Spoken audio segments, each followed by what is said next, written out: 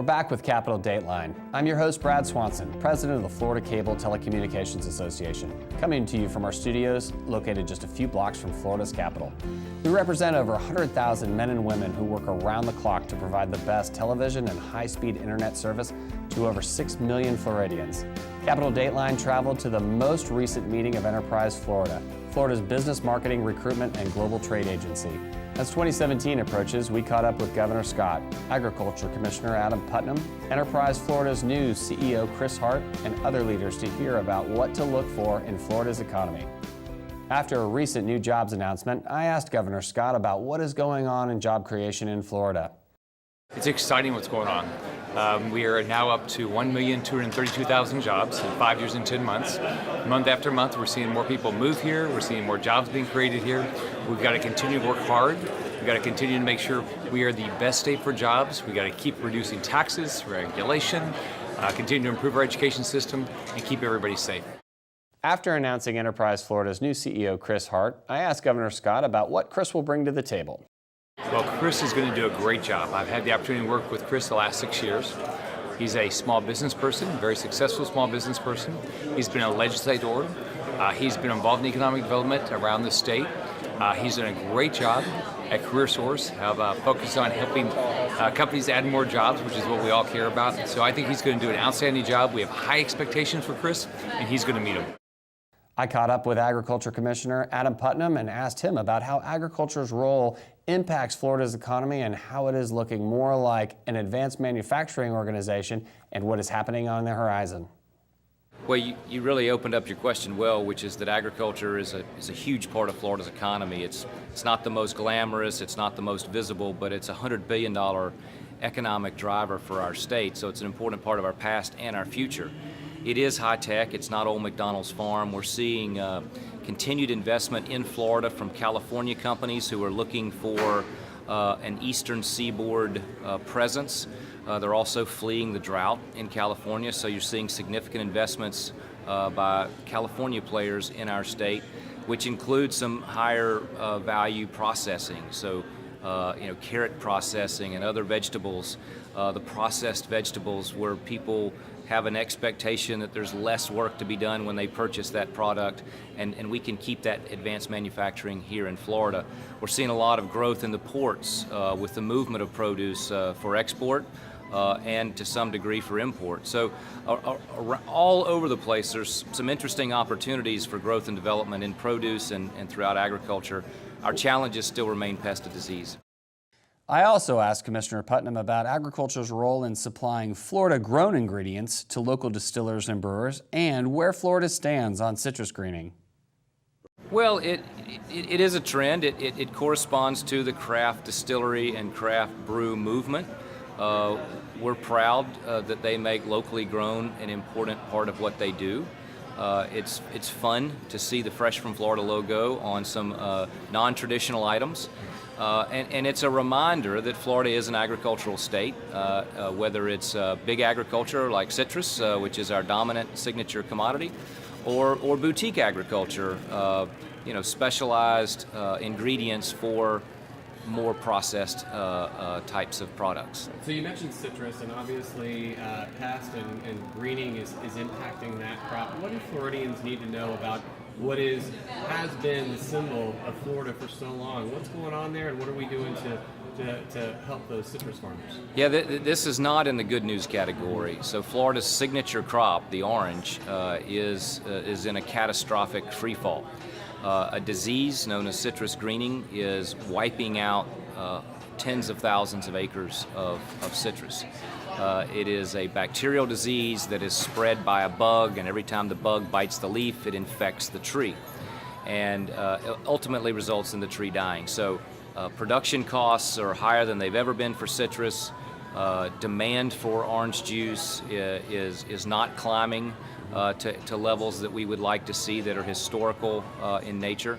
And so it's a death spiral. We've got contracting demand, contracting supply, and very high costs of production. So there's an all-hands-on-deck research effort going on by growers, the state, the feds, and our universities to find short-term, medium-term, and long-term treatments to save this $10 billion economic driver for Florida.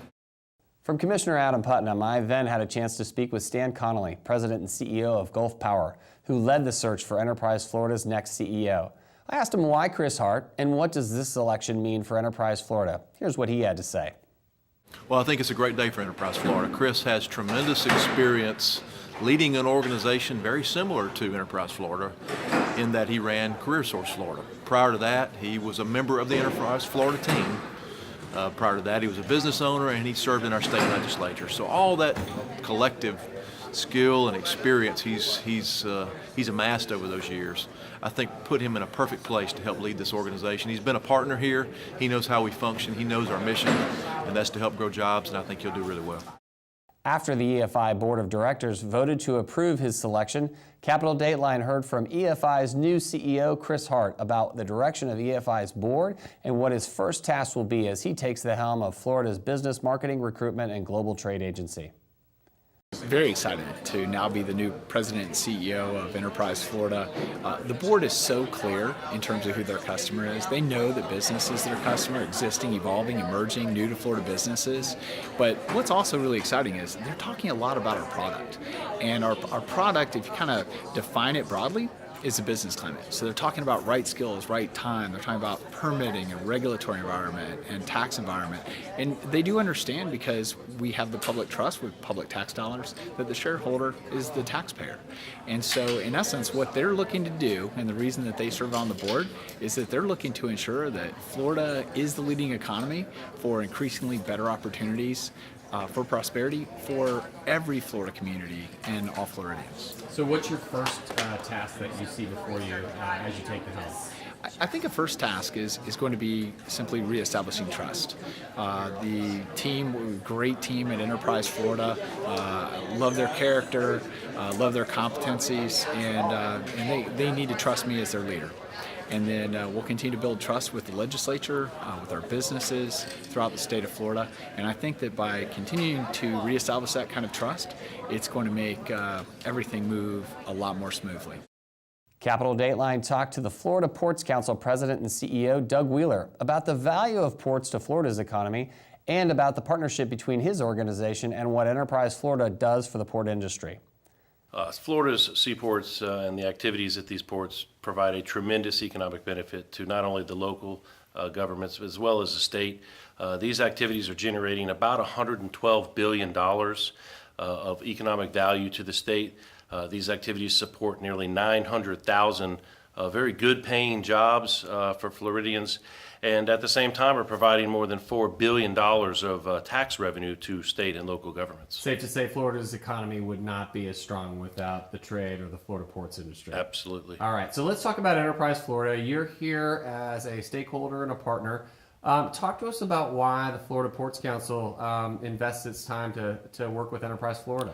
Well, we consider Enterprise Florida a tremendous partner when it comes to promoting the state, but in particular promoting our infrastructure assets, which include our seaports that are scattered around the state, and they remain a tremendous partner in helping us to make sure that we're developing those key relationships that will position Florida as a global leader in trade. Now, are they doing this just domestically, or do they also take y'all internationally? Oh, they're international. They have offices all over the world. We participate in most of their trade missions, which are fantastic opportunities for us to sort of market, if you will, the opportunities and services that our Florida seaports provide.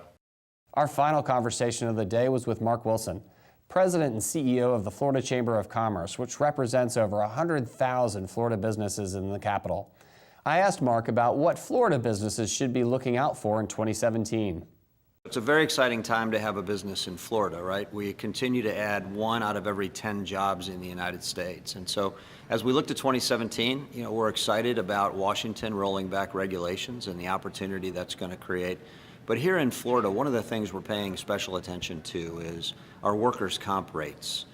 The trial lawyers in Florida pushed through some court cases that are going to raise workers' comp rates in Florida $1.5 billion. It means we're going to have the second highest workers' comp rates in the Southeast. So at the time we're creating all these private sector jobs, we're going to have our workers' comp rates increased. And so that's something that's a top priority of the Florida Chamber to fix in 2017. And I asked Mark for his final thoughts on how Chris Hart's selection will be received by the business community and what they think about the job that Governor Scott is doing for Florida's economy. What we look at in the business community is if you look out over the next 15 years, we need to add 2 million more jobs in Florida. And as I've said several times, talent or our workforce is more important than tax incentives when it comes to creating jobs. So with Chris Hart and his background in workforce development and his thorough understanding of talent and what it takes to create a talented workforce, I think it's a very exciting time because all of our research tells us that to create 2 million more jobs in Florida, businesses are going to need the right talent with the right skills, the right experience. So to have somebody with Chris Hart's background, where he knows so much about the match between talent and a job, I think is going to be like turbo behind what we've been working on in the 6 pillars. He's the perfect person at the perfect time. So now we got to look at the governor. He's the chair of this board, Governor Scott. That's right. From the business community's perspective, how's Governor Scott doing? Yeah, so Governor Scott is just doing an amazing job. And as I said at the Enterprise Florida board meeting this morning, I think it's because of culture, right? So when he was elected in 2010, he's been talking about every decision we're going to make, from rolling back regulations to reducing taxes to improving our education system in Florida. It's all about helping people find a good job. It's all about upward mobility. So it's about helping people, whether they're poor or whatever zip code they're from. It's about creating economic opportunity for everyone. And as long as we have a governor that focuses on that, like Rick Scott's been doing, Florida's going to continue to lead the nation in job growth. All right, final question. Business owners are always facing regulations. What can they do to get involved, besides joining the Florida Chamber? Sure, of course. Well, one reason businesses are joining the Florida Chamber these days is we've launched a 5-year, it's called a Regulatory Reform and Alignment Project. So we have 405 cities and 67 counties and 34 state agencies in Florida. So thousands and thousands of rules and regulations, from permitting to sign ordinances to paid sick leave mandates to a push for $15 an hour minimum wage in some cities. So what businesses can do is we can band together to make sure that the right policies happen and that we don't have unions and trial lawyers and other advocates making more regulation, more mandates, and more litigation. That's what we can do.